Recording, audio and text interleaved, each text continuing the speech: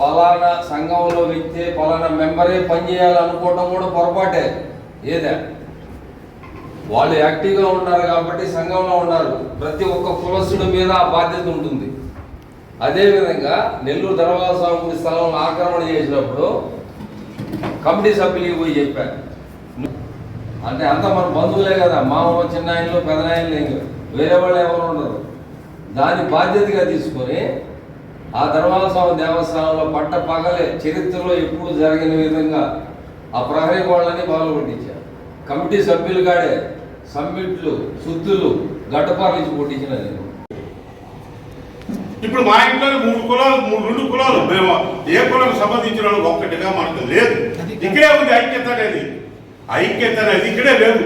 అగ్నికుల క్షత్రియ వన్నియారా వన్ని కాపా సార్ చెప్పాడు. ఆయన మోపినేని దేవ ఆయన కూడా చెప్పాలి. ఆయన మర్చిపోయాడు సార్. ఇక్కడ కూడా ఉన్నాడు ఆంధ్రప్రదేశ్ మోపినేని ఆయన కూడా ఉన్నాడు. పని చేయండి అని చెప్పి ఎవరు పోయాడు అడగము. ఆయన ఏం చేశాడు? ఆయన మినిస్టర్ ఉన్నాడు. ఏం చేసి ఈ అడగడం మనం ఏంటంటే మన లోపల ఎందుకు చదువులు ఇస్తాం. మా తమ్ముడు చెప్పాడు, మా మనవాడు, మనకు చదువులు ఇస్తాను. ఐక్యత ఎక్కడొస్తుంది? డబ్బుంటే వస్తుంది ఐక్యత. డబ్బు వాడు మా వాడు అదే చెప్పేది కూడా మనకు సంపాదించాడేవాట ఇది మనకు. వాడు అంటే చెప్పరు. మా అన్నకన్నా ఆయన అని చెప్తారు. వేరే కోసం మనకంటే కాదు చెప్పింది నిజమే. అంబేద్కర్ క్షత్రియ అంబేద్కరే కాదు టోపీ వేసుకోపో నువ్వు సలాం లేకు బాయ్ అంటే అతుకుంటారు. ఎక్కడే ఆఫీసులో అయినా నేనే బెత్తరపోతా. కూడినమ్మ మూడు మనకేది రా జరగదు. నేను ఓడికి పని జరుగుతుంది. అదేంటంటే కోడి సాయి మహాసాయి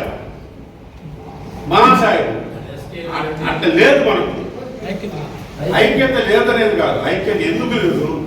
ఆర్థికంగా మనం ఇబ్బందుల్లో ఉన్నాం. ఆర్థిక వనరులు ఇంకా మనకు ఎదుగుదల లేదు. ఎదుగుదల కావాలి.